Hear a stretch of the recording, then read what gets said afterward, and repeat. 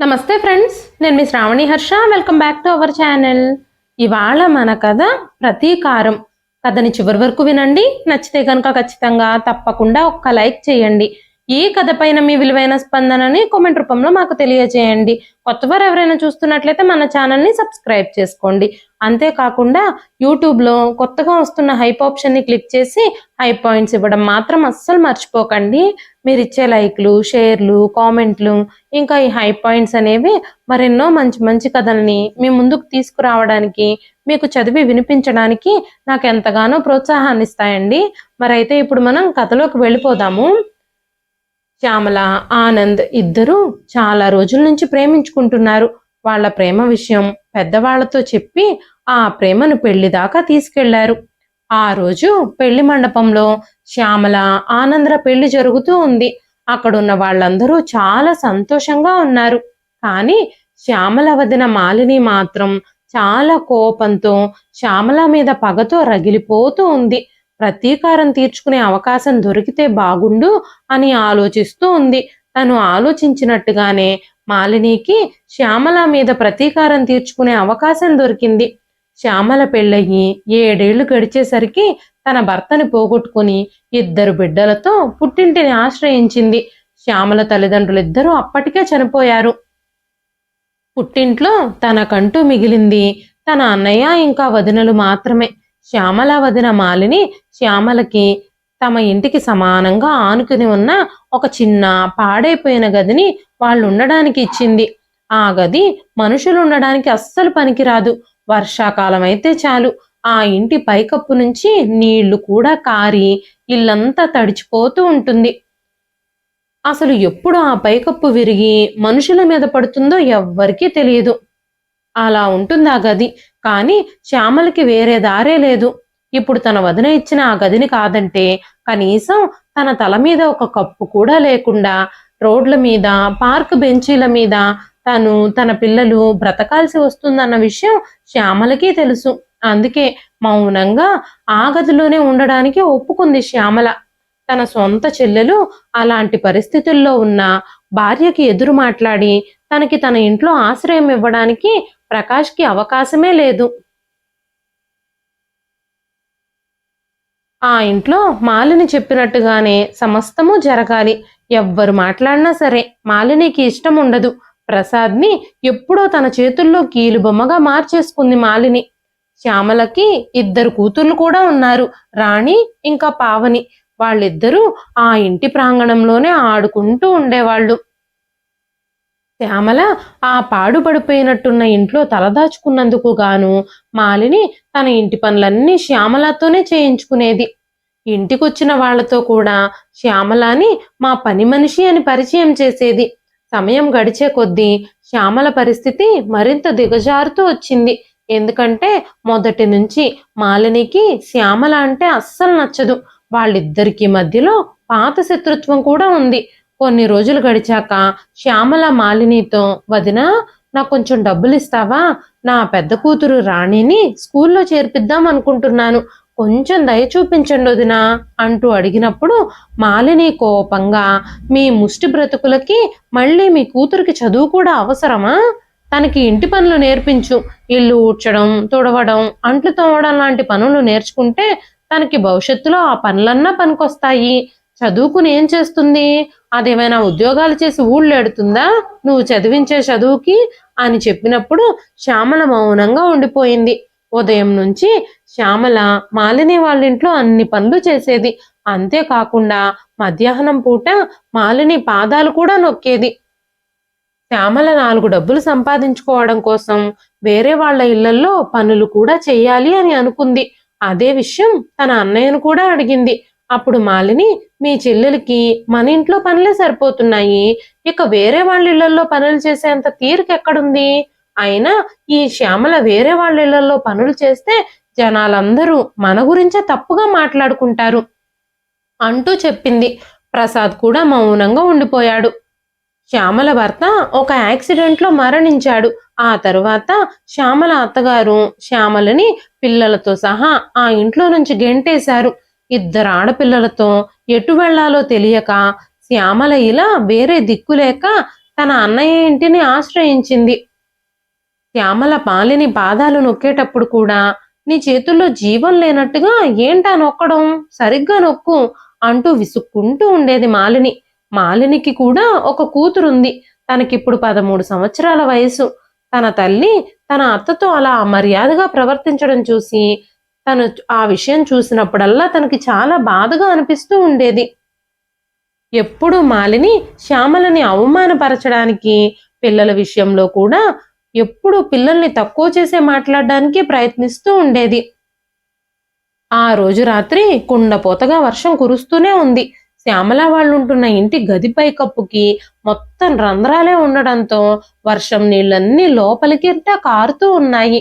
రాణి, పావని ఇద్దరూ రాత్రంతా నిద్రపోకుండా ఆ నీళ్లల్లోనే ఉండాల్సి వచ్చింది. శ్యామల రాత్రంతా ఆ ఇంట్లో తమ వస్తువులు తడిసిపోకుండా, పిల్లలు తడిసిపోకుండా కాపాడే ప్రయత్నం చేస్తూనే ఉంది.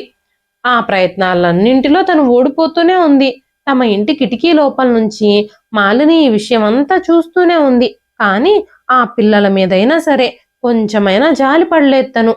శ్యామల పడుతున్న ఇబ్బందులను చూసి తను నవ్వుకోవడం ప్రారంభించింది.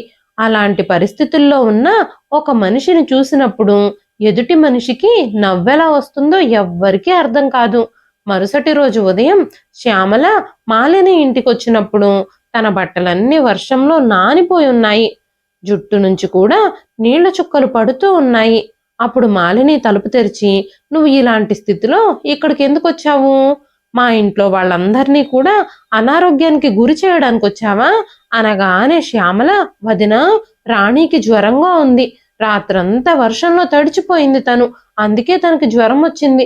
తనని నేను డాక్టర్ దగ్గరికి తీసుకెళ్ళాలి అని అనుకుంటున్నాను. తను రాత్రంతా వర్షానికి తడిచిపోయి ఉదయానికల్లా చలి జ్వరం వచ్చేసింది. నా బిడ్డ చలితో జ్వరంతో వణికిపోతుంది. కాస్త దయ చూపించొదినా, కాస్త దయ తలిచి నాకు డబ్బులు ఇవ్వొదినా అనగానే మాలిని, అసలు నువ్వు ఏమనుకుంటున్నావు శ్యామల? ఇక్కడ ఏమైనా నువ్వు ఉద్యోగం చేస్తున్నావా ఏమిటి? నీ జీతం డబ్బులు తెచ్చి నీకు ఇవ్వడానికి దర్జాగా వచ్చి నీ డబ్బులేదో ఇక్కడ దాచిపెట్టినట్టుగా అడుగుతున్నావే. ఇక్కడ డబ్బులు ఎవ్వరికి ఊరికే రావడం లేదు, డబ్బులేమీ చెట్లకు కాయడం లేదు అని చెప్పగానే శ్యామల చేతులు ముడుచుకొని, వదినా, దయచేసి అలా అనొద్దు. దయచేసి నాకు డబ్బులు ఇవ్వు. నేను ఏదో ఒక పని చేసి ఆ డబ్బులు మళ్ళీ నీకు తిరిగిచ్చేస్తాను అని చెప్పినప్పుడు మాలిని లోపలికి వెళ్ళి కొంతసేపటి తర్వాత ఒక 100 రూపాయల నోటు తెచ్చి శ్యామల ముఖం మీదకి విసిరి కొట్టింది. ఈ జ్వరం సాగుతో పనెగ్గొట్టకుండా వచ్చి ఇంట్లో పనిచేసి వెళ్ళు అని చెప్పి లోపలికి వెళ్ళిపోయింది మాలిని. అప్పుడే మాలిని కూతురు సంధ్య మాలిని వెనకాలే వెళ్ళి, అమ్మా, అత్తయ్య మన ఇంట్లోనే ఎందుకు పని చేయాలి? తను వేరే వాళ్ళ ఇళ్లలో పని చేసిందనుకో, తనకి డబ్బులు కూడా వస్తాయి కదా అనగానే మాలిని సంధ్యతో, చూడు సంధ్య, నువ్వు ఆ దౌర్భాగ్యుల గురించి ఎక్కువగా ఆలోచించాల్సిన అవసరం లేదు. నేను వాళ్లకు ఉండడానికి ఒక గది, రోజు తినడానికి తిండి పెడుతున్నాను. ఇంకా పాత బట్టలు కూడా ఇస్తున్నాను. వేరే వాళ్ళ ఇంటికి వెళ్ళి పని చేయాలి అంటే వాళ్ళు వీళ్ళకి ఆశ్రయం ఇస్తారనుకుంటున్నావా? డబ్బులైతే ఇస్తారు, ఆశ్రయం ఎవరిస్తారు అంటూ సమాధానం చెప్పింది. కానీ మాలిని మనసులో కూడా శ్యామల వేరే వాళ్ళ ఇంట్లోకి పనిచేయడానికి వెళుతుందేమో అన్న ప్రశ్న కూడా మెదిలింది. శ్యామల రాణిని డాక్టర్ దగ్గరికి తీసుకెళ్లి మందులు కూడా తెచ్చింది. రాణి ఆరోగ్యం మెల్లమెల్లగా కోలుకుంది. శ్యామల ఆ రోజు ఆ ఇంటి ప్రాంగణంలో బట్టలు ఉతుకుతూ ఉంది. సంధ్య తన పుస్తకాలు ముందు పెట్టుకొని చదువుకోవడానికి కూర్చునుంది. అదే సమయంలో రాణి సంధ్య పుస్తకాలను చూస్తూ కూర్చున్నప్పుడు సంధ్య రాణిని చూసి, నువ్వు చదువుకోవాలి అని అనుకుంటున్నావా? నేను నీకు నేర్పిస్తాను అని చెప్పినప్పుడు మాలిని పెద్ద స్వరంతో, సంధ్య, నువ్వు వాళ్ళ మీద సానుభూతి చూపించాల్సిన అవసరం ఏమీ లేదు. నీ పనేమిటో నువ్వు చూసుకో అని గట్టిగా చెప్పింది. రాణి, పావని ఆ ఇంట్లో మిగిలిపోయిన ఆహారాన్ని తింటూ ఉండేవారు. సంధ్య టిఫిన్ తినేటప్పుడు తన తల్లికి కనిపించకుండా తన ప్లేట్లో ఉన్న టిఫిన్ని పావనికి ఇంకా రాణి ప్లేట్లలో పెడుతూ ఉండేది. ఆ విషయం ఒకవేళ మాలిని చూసింది అంటే సంధ్య మీద కోపంగా, సంధ్య, నువ్వు ఇలాంటి పనులు ఎందుకు చేస్తున్నావు? వాళ్ల మీద అంత జాలి పడుతూ ఉంటే నువ్వు కూడా వాళ్లతో పాటు వెళ్ళి ఆ ఇంట్లోనే గడుపు, అప్పుడైనా నీకు బుద్ధొస్తుందేమో అంటూ చెప్పింది. సంధ్య మౌనంగా అక్కడి నుంచి వెళ్ళిపోయింది. ఆ తర్వాత రోజు ఆ వీధిలోని పిల్లలందరూ స్కూల్ యూనిఫాములు వేసుకొని బ్యాగులు తగిలించుకొని స్కూల్కి వెళుతూ ఉన్నారు. వాళ్ళని అలా చూసిన రాణి కూడా అలాగే తను కూడా స్కూల్కి వెళ్ళాలని కలలు కంది. అది ఆ వయసులో ప్రతి ఒక్క పిల్లలు కనే కలే.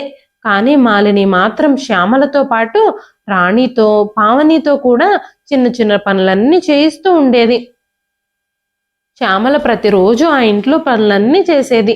వంట చేయడం, గిన్నెలు కడగడం కూడా శ్యామలానే చేసేది. ఆ రోజు శ్యామల ఆ ఇంటిని శుభ్రం చేస్తూ ఉన్నప్పుడు మాలిని శ్యామల దగ్గరకు వచ్చి, ఈ రోజు నా స్నేహితులందరూ మన ఇంటికి వస్తున్నారు. ఇల్లు చాలా నీటుగా తుడవాలి. ఒక్క మచ్చ గాని ఒక్క మరక గాని ఎక్కడా కూడా ఉండకూడదు అంటూ చెప్పింది. రాణి పావని కూడా ఇంటిని శుభ్రం చేసే పనిలో తమ తల్లి శ్యామలకి హెల్ప్ చేస్తూ ఉన్నారు. ఇదంతా చూస్తూ ఉంటే సంధ్యకి ఎందుకో అస్సలు నచ్చడం లేదు. వెంటనే తన తండ్రి దగ్గరకు వెళ్ళి, నాన్న, అత్తయ్య మన ఇంట్లో చాలా పనిచేస్తుంది, కానీ నువ్వేమో అమ్మని ఏమి అనవు, ఎందుకు? అత్తయ్యతో అమ్మ ఎందుకు అలా పనులు చేపిస్తుంది అని అడగగానే ప్రసాద్ పేపర్ నుంచి తల బయటకు తిప్పి, ఈ విషయాలన్నీ ఇంట్లో ఆడవాళ్ళు మాత్రమే చూసుకుంటారు, మగవాళ్ళు అస్సలు జోక్యం చేసుకోకూడదు, జోక్యం చేసుకుంటే ఎవ్వరికీ మంచిది కాదు అని చెప్పాడు. మాలిని ఎప్పుడూ శ్యామలతో, నేను నీకు చేసిన ఉపకారానికి నువ్వు ఎప్పుడూ నా పట్ల కృతజ్ఞత కలిగి ఉండాలి. నేను కాబట్టి నీకు నీ కూతుర్లకి ఆశ్రయం ఇచ్చాను, లేదంటే నువ్వు చేసిన పనికి ఎవరైనా నిన్ను ఇంట్లో పెట్టుకోరు అంటూ చెబుతూ ఉండేది. శ్యామల కూడా తన కూతుర్ల కోసమే అన్నింటినీ సహించేది. ఒకరోజు సాయంత్రం మాలిని మార్కెట్కి వెళ్ళింది. శ్యామల వంటగదిలో పాత్రలు కడుగుతూ ఉన్నప్పుడు అకస్మాత్తుగా పావని అరుస్తున్న శబ్దం విని గబగబా బయటకొచ్చింది. సంధ్య కూడా అక్కడికి పరిగెత్తుకుంటూ వెళ్ళింది. పావని కాలు వేడి నీళ్లలో పడి కాలిపోయింది. శ్యామల పరిగెత్తుకుంటూ వచ్చి పావనిని ఎత్తుకుని వంటగదిలో నుంచి ఐస్ తెచ్చి పావనికి కాలిన ప్లేస్లో పెట్టినప్పుడు ప్రసాద్ కూడా అక్కడికి వచ్చాడు. నేను ఇప్పుడే మందు తీసుకొస్తాను ఉండండి అంటూ గదిలోకి పరిగెత్తుకుంటూ వెళ్ళాడు. ఒక ఆయింట్మెంట్ తీసుకొచ్చి శ్యామలకిచ్చి శ్యామలతో కూతురికి రాయమని చెప్పి శ్యామలతో ఏదో మాట్లాడబోతూ ఉన్నప్పుడు మాలిని గొంతు బిగ్గరగా వీధి చివరి నుంచి వినిపించింది. వెంటనే ప్రసాద్ మౌనంగా అయిపోయాడు. మాలిని బయట నుంచి సాయంత్రం టీ సిద్ధంగా ఉందా అంటూ అరవడం మొదలుపెట్టింది. వెంటనే శ్యామల గబగబా వంటగదిలోకి వెళ్ళిపోయి టీ పెట్టుకొచ్చి ఇచ్చింది. ఆ రోజు మాలిని ఏ మూడ్లో ఉందో, టీ చాలా బాగుంది అంటూ శ్యామలను పొగిడింది. శ్యామల ముఖంలో ఒక్కసారిగా ఆశ్చర్యం కనిపించింది. శ్యామల చేసే ప్రతి పనిలోనూ తప్పులు వెతకడం తప్ప మాలిని ఎప్పుడూ శ్యామలని పొగిడిందే లేదు. రాణి పావనీలని చూస్తే కూడా మాలినికి చాలా కోపంగా ఉండేది. వాళ్ళకేమన్నా దెబ్బలు తగిలి రక్తాలు వస్తున్నా కూడా తను అస్సలు పట్టించుకునేది కాదు. వాళ్ళు ఏడుస్తున్నా కూడా నోరు మూసుకొని కూర్చోమని గట్టిగా అరిచి కేకలు వేసేది. వాళ్ళ అరుపులకు భయపడిపోయి ఏడు పాపేసి మౌనంగా కూర్చునేవాళ్ళు. ఆ ఇంట్లో శ్యామల 2 ఏళ్ల నుంచి నోరు మూసుకొని పని మనిషిలా బ్రతుకుతూనే ఉంది. మాలినికి కొడుకు చదువు పూర్తి చేసుకొని ముంబైలో ఉద్యోగం సంపాదించాడు అన్న వార్త తెలిసింది.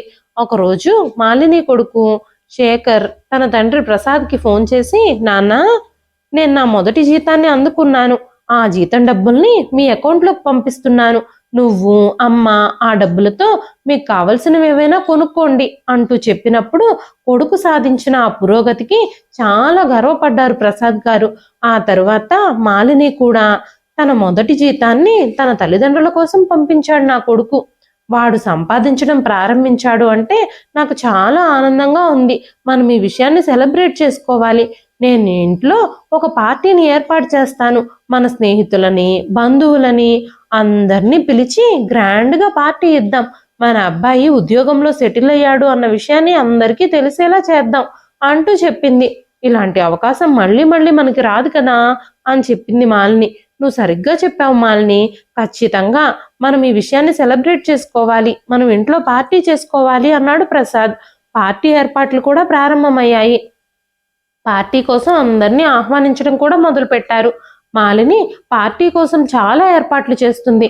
శ్యామలతో, శ్యామల, నువ్వు ఇల్లంతా నీట్గా శుభ్రం చెయ్యి, ఎక్కడా ఎలాంటి మురికి దుమ్ము ఇలాంటివి ఉండనే ఉండకూడదు అని చెప్పింది. శ్యామల పనిచేయడం ప్రారంభించింది. రాణి ఇంకా పావని కూడా ఉదయం నుంచి సాయంత్రం వరకు ఆ ఇంటి ప్రతి మూలను శుభ్రపరిచే పనిలో బిజీగా ఉన్నారు. సాయంత్రం షాపింగ్కి వెళ్ళొచ్చి మాలిని తను షాపింగ్ చేసిన బట్టలన్నింటినీ సంధ్యకి చూపించడం మొదలుపెట్టింది. తన కోసం మాలిని చాలా ఖరీదైన చీర తెచ్చుకుంది. ఆ విలువైన డిజైనర్ చీర చాలా అందంగా కనిపిస్తూ ఉంది. దానికి ఉన్న ఎంబ్రాయిడరీ కూడా చాలా మెరుస్తూ ఉంది. నేను రేపు పార్టీలో ఈ చీర కట్టుకున్నాను అంటే అందరి కళ్ళలో ఆశ్చర్యపడడం ఖాయం.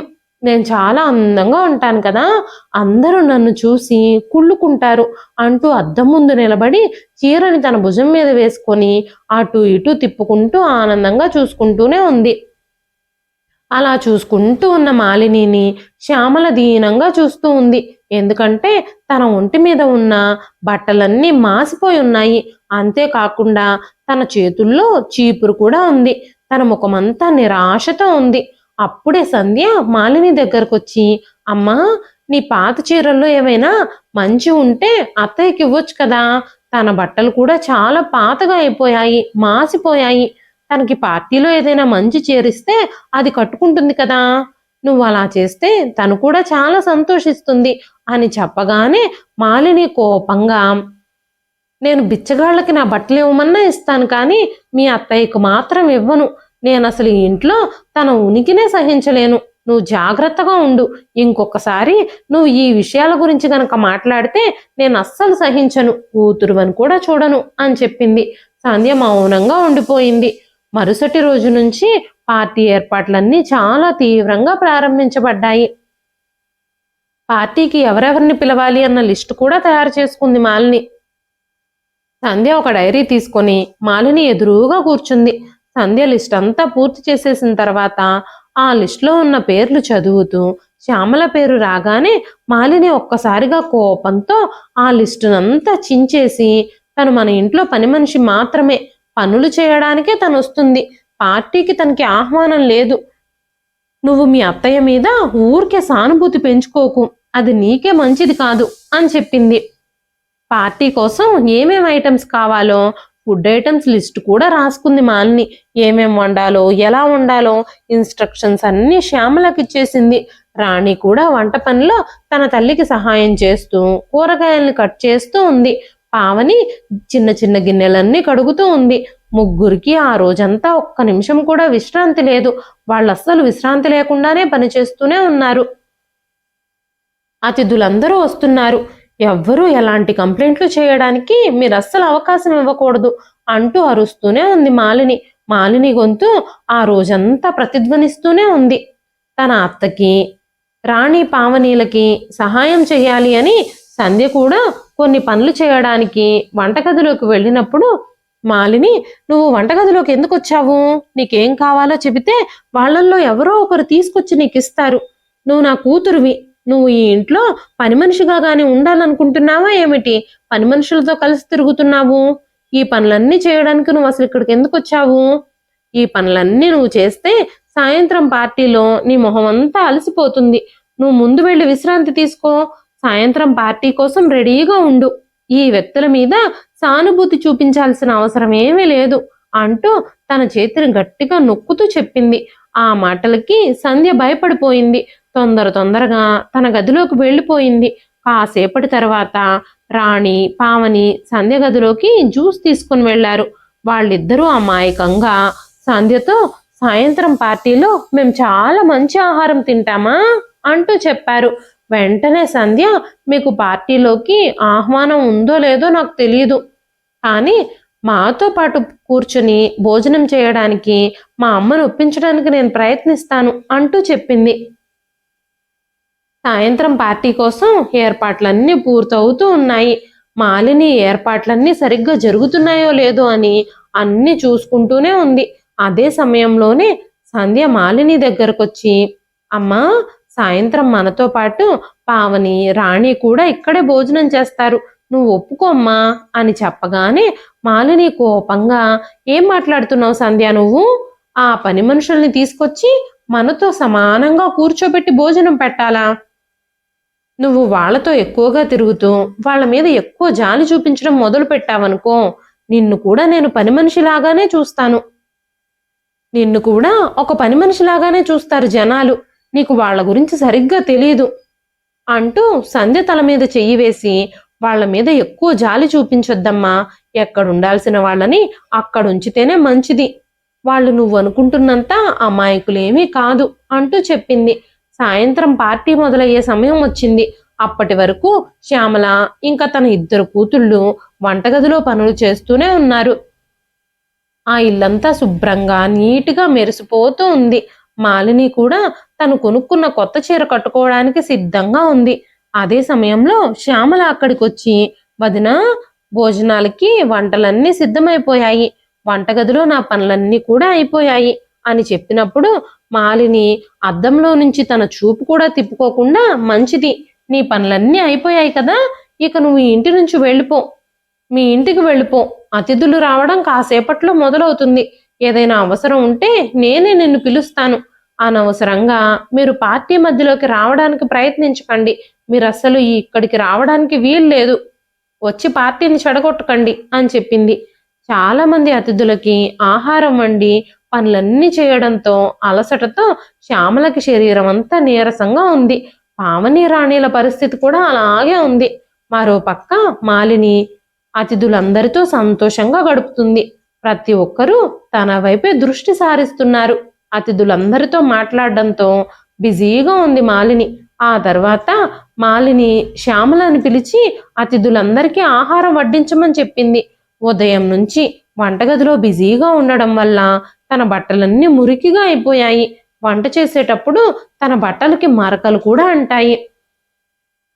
శ్యామల నుదుటి మీద చెమట రేఖలు కూడా స్పష్టంగా కనిపిస్తున్నాయి. అదే సమయంలో రాణి, పావని కూడా ఆకలవుతుందమ్మా, మాకు కూడా భోజనం పెట్టవా అంటూ అడిగినప్పుడు శ్యామల, ఇప్పుడు గనక అతిథులందరూ తినకుండానే మీరు భోజనం చేసేస్తే మీ అత్తయ్య చాలా పెద్ద గొడవే చేసేస్తుంది అని చెప్పి పిల్లల్ని నిశ్శబ్దంగా కూర్చోబెట్టింది శ్యామల. ఈరోజు మాలిని కావాలనుకుంటే ఆ వంట పనులన్నీ చేయడానికి, ఇంటి పనులు చేయడానికి వేరే పని వాళ్ళను కూడా పిలుచుకోవచ్చు. కానీ కావాలనే వాళ్ళని బాధ పెట్టడం కోసమే ఆ పనులన్నీ శ్యామల 2 కూతుళ్లతో చేయించింది తను. శ్యామల అతిథులందరికీ భోజనం వడ్డించడం మొదలుపెట్టింది. అప్పుడు మాలిని స్నేహితులు, ఈ అమ్మాయి ఎవరు, చాలా చక్కగా పనులన్నీ చేస్తుంది అంటూ అడిగినప్పుడు మాలిని నవ్వి, ఆమె మా ఇంటి పని మనిషి అంటూ చెప్పింది. ఆ మాటలకి శ్యామల చాలా ఇబ్బంది పడుతూ ఉంది. తన కళ్ళల్లోకి కన్నీళ్లు కూడా వచ్చాయి. ఈ రోజు తనకి చాలా అసౌకర్యంగా ఉంది. అందరి ముందు తను అగౌరవంగా ఫీల్ అవుతుంది. ప్రతిరోజు ఎన్ని అవమానాలైనా శ్యామల తట్టుకుంటూనే ఉంది. కానీ ఇవాళ తట్టుకోవడం తన వల్ల కావడం లేదు. తన వదిన అంతలా అవమానిస్తుంది తనని. అతిథులందరూ భోజనాలు చేస్తూ ఉన్నప్పుడు ఉదయం నుంచి కష్టపడి వంటలు చేసినా కూడా తన కూతుర్లు మాత్రం ఇంకా ఏమీ తినలేదు. తన కూతుర్లిద్దరూ ఆకలితోనే పనులలో నిమగ్నమై ఉన్నారు. అప్పుడే సంధ్య ఒక ప్లేట్ తీసుకొని దానిలో కొద్దిగా ఆహారం పెట్టి రాణికి, పావని దగ్గర్లకి తీసుకెళ్ళి, మీరు తర్వాత పనులు చేద్దురు గాని ముందు భోజనం చేయండి, పొద్దున్నుంచి పనులన్నీ చేసి అలసిపోయారు అంటూ చెప్పినప్పుడు పావని, రాణి భయపడుతూనే, వద్దు సంధ్య, మాకిప్పుడు చాలా పనుంది. ఈ పనులన్నీ చేయకుండా భోజనం చేసేస్తే అత్తయ్య కోప్పడుతుంది. మేం ప్రస్తుతానికి ఆహారం తినలేము. మేం పని వదిలేసి భోజనం చేస్తే అత్తయ్య కోపం వస్తుంది అని చెప్పారు. అదే సమయంలో మాలిని కూడా సంధ్యని, అతిథులందరూ ఇక్కడున్నారు, అందరూ నీ గురించి అడుగుతుంటే నువ్వు ఎక్కడెక్కడ తిరుగుతున్నావు అంటూ గట్టిగా సంధ్యను పిలిచింది. పావనికి, రాణికి చాలా ఆకలిగా ఉంది. అతిథులందరూ తినేస్తే వాళ్ళు కూడా తినాలని వాళ్ళ భోజనాలు ఎప్పుడవుతాయా అనుకుంటూ ఎదురు చూస్తూ ఉన్నారు. కానీ అతిథులందరూ చాలా నిదానంగా కబుర్లు చెప్పుకుంటూ గంటలు గంటలు భోజనం చేస్తున్నారు. ఆ ఇల్లంతా కోలాహలంగా ఉంది. అందరికీ భోజనాలు వడ్డిస్తూ ఉన్నప్పుడు అకస్మాత్తుగా పాయసం గిన్నె శ్యామల చేతిలో నుంచి జారిపోయి మాలిని చీర మీద పడింది. ఒక్క నిమిషం అతిథులందరి మొహాలు షాక్ అయిపోయాయి.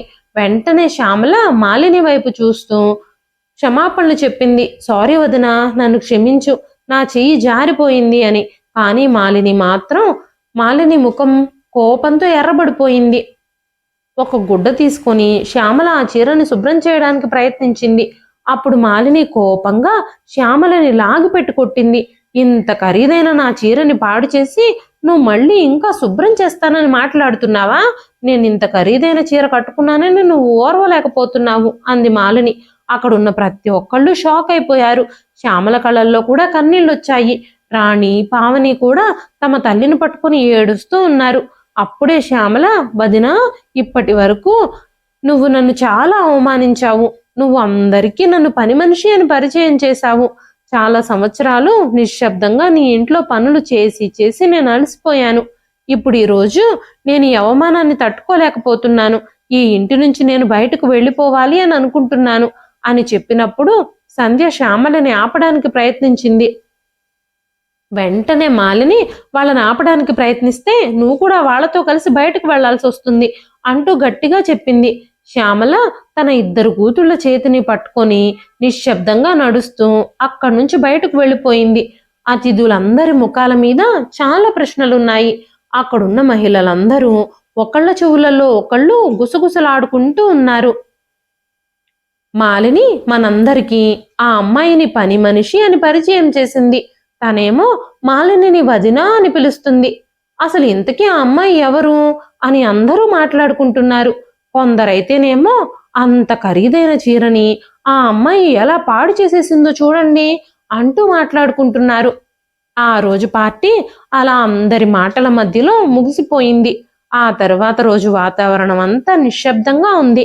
నిన్నంతా అతిథుల గొంతులతో, అతిథుల సందడితో ప్రతిధ్వనించిన ఆ ఇల్లు ఈ రోజు నిశ్శబ్దంగా ఉండిపోయింది. ఉదయాన్నే రోజులాగానే శ్యామల ఇంకా తన 2 కూతుళ్ళు పనికొచ్చి ఇంట్లో పనులన్నీ చక్కబెడతారు అన్న ఊహలలో ఉంది మాలిని. కానీ 10 గంటలైనా కూడా ఎవ్వరూ ఇంటికి రాలేదు. మంచం మీద పడుకొని 10 అయినా సరే నిద్రపోతున్న మాలినికి రాత్రి జరిగిన విషయం ఒక్కసారిగా గుర్తుకొచ్చింది. కళ్ళు తెరిచి చూసినప్పుడు తన ఒంట్లో చాలా ఇబ్బందిగా ఉంది. తను అస్సలు కదలలేకపోతోంది. తను మంచం దిగడానికి ప్రయత్నించినా కూడా దిగలేకపోతోంది. తను కాళ్ళు చేతుల్లో సత్తువ ఏమాత్రమూ లేదు. తను కాళ్ళని చేతుల్ని కదపలేకపోతోంది. ఉదయాన్నే వంటగదిలో కాఫీ కలుపుకుంటూ ఉన్న సంధ్యకి మాలిని గదిలో నుంచి ఒక పెద్ద అరుపు వినిపించడంతో గబగబా పరిగెత్తుకుంటూ తల్లి గదిలోకి వెళ్ళింది. అప్పుడు మాలిని కళ్ళు తెరిచే ఉన్నాయి, కానీ తన శరీరం మాత్రం కదలడం లేదు. వెంటనే సంధ్య కంగారు పడిపోతూ తన తండ్రిని పిలిచింది. అక్కడికి వచ్చిన ప్రసాద్ కూడా తన భార్యకి మద్దతు ఇవ్వడం ప్రారంభించాడు. తనని జాగ్రత్తగా మంచం మీద నుంచి లేపి కారు వరకు తీసుకెళ్లాడు. కారులో తనని కూర్చోబెట్టి పట్టుకున్నాడు. తన శరీరంలో అవయవాలు సరిగ్గా పనిచేస్తున్నట్టుగా లేవు అన్నట్టుగా అనిపించింది. కారు వెనక సీట్లో తనని పడుకోబెట్టారు. సంధ్య మాలిని పక్కనే కూర్చుంది. ఆస్పత్రికి చేరుకున్న వెంటనే మాలినిని ఎమర్జెన్సీ యూనిట్లో జాయిన్ చేశారు. 1 గంట తర్వాత డాక్టర్ బయటకొచ్చి ఆ పేషెంట్కి మెదడులో రక్తం గడ్డకట్టింది, దీనివల్ల తన శరీరంలో ఎడమ భాగంలో పక్షవాతం వచ్చింది అని చెప్పినప్పుడు ఒక్కసారిగా ప్రసాద్ ఇంకా సంధ్య షాక్ అయిపోయారు. ఎప్పుడూ తన కళ్ళల్లో కోపం, ద్వేషం చూపిస్తూ అందరి మీద అజమాయిషీ చేసే మాలిని ఈ రోజు మంచంలో నిస్సహాయ స్థితిలో పడిపోయింది. వెంటనే సంధ్య, ఇది అత్త విషయంలో, తన పిల్లల విషయంలో మా అమ్మ చూపించిన వివక్షకి ఆ దేవుడిచ్చిన ప్రతిఫలం అనుకుంటా. మా అమ్మకి ఆ భగవంతుడు వేసిన శిక్ష ఇది అని అనుకుంది. ఆ మరుసటి రోజు ఉదయం ప్రసాద్ డాక్టర్ గారి గదిలో నుంచి బయటకు వచ్చేటప్పుడు ఆయన కళ్ళల్లో తడి ఉండడం గమనించింది సంధ్య. అప్పుడు తన తండ్రిని, డాక్టర్ ఏమన్నారు నాన్న అంటూ అడిగినప్పుడు ప్రసాద్ గారు మాట్లాడుతూ, మీ అమ్మ మళ్ళీ పూర్తిగా కోలుకొని మామూలు మనిషి అవ్వడం కష్టమైన పని అని డాక్టర్లు చెబుతున్నారు. తనను చాలా శ్రద్ధగా జాగ్రత్తగా చూసుకోవాలని డాక్టర్ చెప్పారు అని చెప్పినప్పుడు సంధ్య హృదయం అంతా చాలా విచారంగా మారిపోయింది. ఇప్పుడే తన అత్త శ్యామల కూడా ఇల్లు వదిలిపెట్టి వెళ్ళిపోయింది. తన తల్లిని చూసుకోవడానికి ఇప్పుడు తమకంటూ ఎవ్వరూ లేరు. ఈ ఇంటి బాధ్యత, తన తల్లి బాధ్యత ఇంకా తనే తీసుకోవాలి. ఇంటి పనుల కోసం ఒక పని మనిషిని వెతకాలి అని అనుకుంది. 2 రోజుల తర్వాత సంధ్య ఇంటికి వెళ్ళేటప్పుడు దారిలో తన అత్త శ్యామలని చూసింది. ఆవిడ ఒక ఫ్యాక్టరీలో పనిలోకి చేరింది. అంతేకాకుండా వాళ్ళిచ్చిన అడ్వాన్స్ డబ్బులతోనే తన కూతుళ్ళిద్దరినీ స్కూల్లో కూడా జాయిన్ చేసింది. సాయంత్రం రాణి పావని స్కూల్ నుంచి తిరిగొస్తూ కనిపించారు. పోనీలే, ఇప్పటికైనా వాళ్ళకి మంచి రోజులు వచ్చాయి. మా ఇబ్బందుల కోసం, కష్టాల కోసం మళ్ళీ వాళ్ళని ఈ నరకంలోకి తీసుకురాలేను. వాళ్ళ జీవితం ఇప్పటికైనా బాగుపడేలా ఉంది అని సంధ్య అనుకుంది. మాలిని కూడా తను శ్యామల విషయంలో ప్రవర్తించిన తీరుకి ఆ భగవంతుడు తనకు వేసిన శిక్ష ఇది అని పశ్చాత్తాపడుతూ ఉంది. సంధ్య శ్యామలతో ఈ విషయాలు ఏవి చెప్పలేదు. కానీ వేరే వాళ్ల ద్వారా ఈ విషయాలన్నీ తెలుసుకున్న శ్యామల మాలినిని చూడడానికి హాస్పిటల్కి వచ్చింది. మాలిని తొందరగా కోలుకోవాలని, తన ఆరోగ్యం మామూలుగా అవ్వాలని, తను కోలుకొని మంచిగా తిరగాలని ఆ భగవంతుణ్ణి ప్రార్థిస్తూనే ఉంది. ఆ రోజు సాయంత్రం సంధ్య హాస్పిటల్కి వెళ్ళినప్పుడు నిస్సహాయ స్థితిలో మంచం మీద పడుకున్న తన తల్లిని చూసినప్పుడు ఇప్పటి వరకు తన చేతి సైగలతోనే, తన కళ్ళ చూపులతోనే అందరినీ ఆడించిన నా తల్లి ఇప్పుడు స్వయంగా తన చేతిని కూడా కదపలేని పరిస్థితుల్లో ఉంది అని అనుకుంది. తనని ఎంత అవమానించినా కూడా శ్యామల మాలిని ఆరోగ్యం అలా ఉందని తెలిసి చాలా కంగారు పడింది. అప్పుడప్పుడు తనని చూడ్డానికి హాస్పిటల్కి వస్తూనే ఉంది. 10 రోజులు గడిచినా కూడా మాలిని పరిస్థితి ఏమాత్రం మెరుగుపడలేదు. శరీరంలో ఒకవైపున అస్సలు చలనం లేదు. అంతేకాకుండా తను మాట్లాడను కూడా మాట్లాడలేకపోతోంది. రోజులు గడుస్తున్నా సంధ్య మనసులో మాత్రం ఒక ప్రశ్న వేధిస్తూనే ఉంది. మా అమ్మ అసలు మా అత్తయ్యని ఎందుకు ద్వేషిస్తుంది? వాళ్ళిద్దరికీ మధ్యలో ఇంతకుముందు ఏం జరిగింది అని. తను ఎప్పటికీ ఈ విషయాన్ని అర్థం చేసుకోలేకపోయింది. ఎంత ఆలోచించినా తనకేమీ అర్థం కావడం లేదు. ఒకరోజు సాయంత్రం సంధ్య తన అత్తయ్య ఉంటున్న ఇంటికి వెళ్ళి శ్యామల ఇంటి తలుపులు తట్టినప్పుడు శ్యామల తలుపులు తీసింది. ఆవిడ ముఖంలో చాలా బాధ కనిపిస్తుంది. వెంటనే ఆవిడ, మీ అమ్మకి ఎలా ఉంది అంటూ సంధ్యను అడిగింది. అమ్మకి అలాగే ఉందత్తా, కానీ నేను నీతో ఒక విషయం మాట్లాడాలి అని అనుకుంటున్నాను. అందుకే మీ ఇల్లు వెతుక్కుంటూ వచ్చాను. మా అమ్మ ఇన్ని రోజులు చేసిన దానికి మా అమ్మ తరఫున నేను మీకు క్షమాపణలు చెబుతున్నాను. మా అమ్మ చేసిన ఈ తప్పులకి నేను సిగ్గుపడుతున్నాను అని మాట్లాడుతూ ఉన్నప్పుడు శ్యామల, సంధ్య, నువ్వెందుకు క్షమాపణలు చెబుతున్నావు? ఈ విషయం అంతట్లో నీ తప్పే ఉంది. నువ్వు బాధపడాల్సిన అవసరం ఏమీ లేదు. నువ్వెప్పుడు నాకు సపోర్ట్గానే మాట్లాడడానికి ప్రయత్నిస్తూ ఉండేదానివి. కానీ మీ అమ్మ నిన్ను గెలవనిచ్చేది కాదు. దానికి నువ్వు మాత్రం ఏం చేస్తావు అనగానే, అత్తయ్య, మా అమ్మ నిన్ను అసలు ఎందుకు ద్వేషిస్తోంది? అసలు మీ జీవితాల్లో ఏం జరిగింది? మా అమ్మ నిన్ను ద్వేషించడానికి గల కారణం ఏమిటి అని అడిగినప్పుడు శ్యామల ఇదంతా ఎన్నో సంవత్సరాల క్రితం జరిగిన విషయం. తను చెప్పిన విషయానికి నేను అంగీకరించినందుకు తను నన్ను ద్వేషిస్తోంది అంటూ శ్యామల గతంలో జరిగిన విషయం గురించి చెప్పడం మొదలుపెట్టింది. ఆ ఇంట్లో మాలిని, ప్రసాదుల వివాహం జరిగింది. ఆ పెళ్లిలో శ్యామలను చూసిన మాలిని వాళ్ళ అన్నయ్య శ్యామలని చాలా ఇష్టపడ్డాడు. మొదటి చూపులోనే తను శ్యామలని ప్రేమించాడు. పెళ్లి చేసుకుంటే శ్యామలానే చేసుకుంటాను అని పట్టుబట్టాడు. అప్పుడు మాలిని శ్యామలని తన అన్నయ్యని పెళ్లి చేసుకోమని తన ముందు ఆ ప్రపోజల్ పెట్టింది. అప్పటికే శ్యామల ఆనందని ప్రేమించడం వల్ల మాలిని వాళ్ళ అన్నయ్యని పెళ్లి చేసుకోవడానికి ఒప్పుకోలేదు. ఆ తర్వాత అందరి అంగీకారంతో శ్యామలకి ఆనంద్కి పెళ్లి జరిగింది. కానీ మాలిని వాళ్ళ అన్నయ్య ప్రకాష్ మాత్రం తను ప్రేమించిన అమ్మాయి దక్కలేదని చెడ్డ అలవాట్లకి బానిసయ్యాడు. తాగి తాగి తన ఆరోగ్యం అంతా పాడు చేసుకున్నాడు. తాగుడికి, మత్తు పదార్థాలకి బానిసై ఆరోగ్యం మొత్తం పాడైపోయి తను కూడా ఒకరోజు చనిపోయాడు. ఆ రోజు నుంచి తన అన్నయ్య చావుకి శ్యామలే కారణమని మాలిని శ్యామలపై ద్వేషం పెంచుకోవడం మొదలుపెట్టింది. శ్యామల ఎప్పుడు ఇంటికొచ్చినా కూడా మాలిని తనని సరిగ్గా చూసుకునేది కాదు. తన మీద కోపాన్ని, ద్వేషాన్ని మాత్రమే చూపిస్తూ ఉండేది. తనని సూటిపోటి మాటలతో హింసిస్తూ ఉండేది. ఆ తర్వాత శ్యామల కూడా ఆ ఇంటికి రావడం మానేసింది. ఆనంద్ బ్రతికుండగా శ్యామల పెద్దగా ఆ ఇంటికి ఎప్పుడూ రాలేదు. ఆనంద్ చనిపోయాక తన పరిస్థితులు మారిపోయి 2 కూతుర్లతో తను మళ్ళీ ఈ ఇంటిని ఆశ్రయించక తప్పలేదు. అప్పటికే శ్యామల మీద ద్వేషం, కోపం, పగ పెంచుకున్న మాలిని శ్యామలని ఆ రోజు నుంచి హింసించడం, సూటిపోటి మాటలతో బాధించడం మొదలుపెట్టింది. ఈ విషయాలన్నీ శ్యామల సంధ్యతో చెబుతూ ఉన్నప్పుడు శ్యామల కళ్ళన్నీ కన్నీళ్లతో నిండిపోయాయి.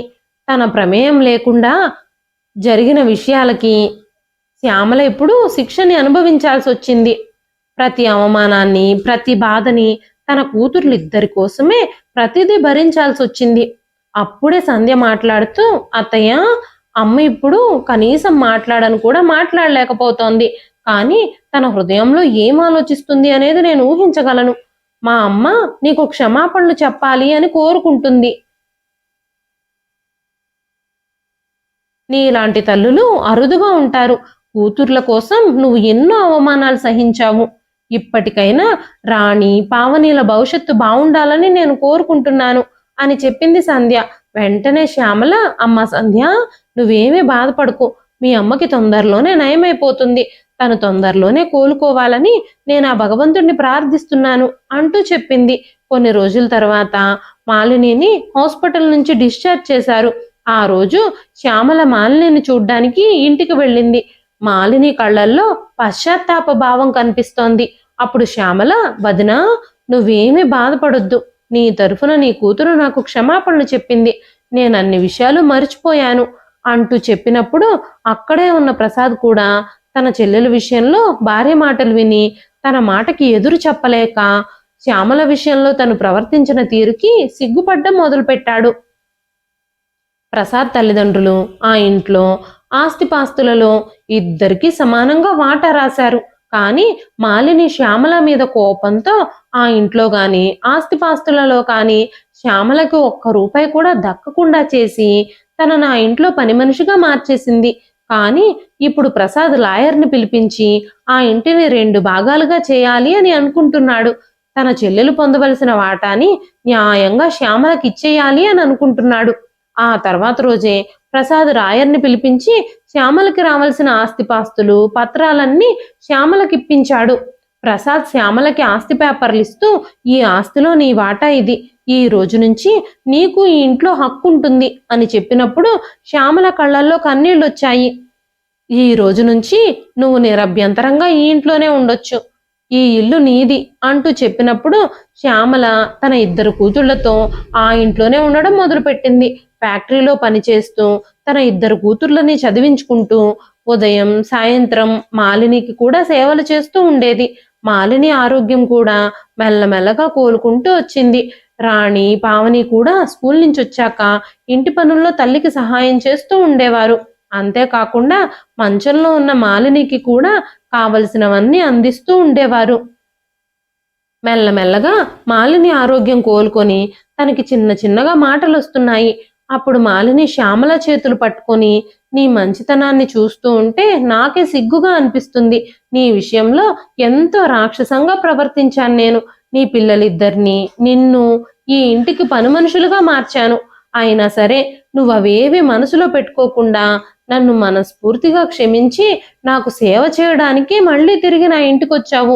నేను నీకు చాలా రుణపడి ఉంటాను అంటూ మాలిని శ్యామల చేతులు పట్టుకుని ఏడవడం మొదలుపెట్టింది. వెంటనే శ్యామల మాట్లాడుతూ, ఊరుకో వదినా, పశ్చాత్తాపానికి మించిన ప్రాయశ్చిత్తం ఉండదు. మీ అన్నయ్యని కోల్పోయిన బాధలో నువ్వు నా విషయంలో కోపాన్ని, ద్వేషాన్ని, పగని పెంచుకున్నావు. నీ కోపాన్ని నేను అర్థం చేసుకోగలను. కానీ ఆ విషయంలో నా తప్పేమీ లేదు. అది నా ప్రమేయం లేకుండా జరిగిపోయిన విషయం. అది కూడా నువ్వు తెలుసుకోవాలి అని చెప్పింది శ్యామల. శ్యామల ఇప్పుడు తన పిల్లలిద్దరితో తన అన్నయ్య ఇంట్లోనే ఉంటోంది. తన తల్లిదండ్రులు తనకి రాసిచ్చిన వాటాలో గౌరవంగా బ్రతుకుతోంది. కానీ ఇప్పుడు తను ఒక పని మనిషిలా కాదు, ఒక కుటుంబ సభ్యురాల్లాగా ఇప్పుడు శ్యామల ఆ ఇంట్లో ఉంటోంది. మాలిని ఆరోగ్యం పూర్తిగా కోలుకోలేదు, కానీ తన కాలు చెయ్యి పని చేయడం లేదు, కానీ తను మెల్లమెల్లగా చిన్న చిన్నగా మాట్లాడగలుగుతుంది. మంచం మీద నుంచి కూడా లేచి కూర్చోగలుగుతుంది. తను శ్యామల విషయంలో ప్రవర్తించిన ప్రతి ప్రవర్తనకి ఆ భగవంతుడు తనకు శిక్ష విధించాడు. అయినా సరే శ్యామల తన మంచి మనసుతో మాలినికి సేవ చేస్తూనే ఉంది.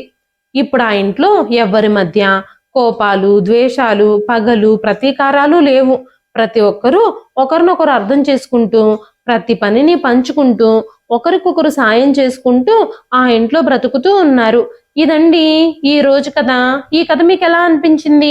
కథ నచ్చితే ఒక్క లైక్ చేయండి. ఈ కథ పైన మీ విలువైన స్పందనని కామెంట్ రూపంలో మాకు తెలియజేయండి. మరెన్నో ఇలాంటి ఇంట్రెస్టింగ్ కథల కోసం మన ఛానల్ని సబ్స్క్రైబ్ చేసుకోండి. అంతేకాకుండా యూట్యూబ్లో కొత్తగా వస్తున్న హైప్ ఆప్షన్ని క్లిక్ చేసి హైప్ పాయింట్స్ ఇవ్వడం మాత్రం అస్సలు మర్చిపోకండి.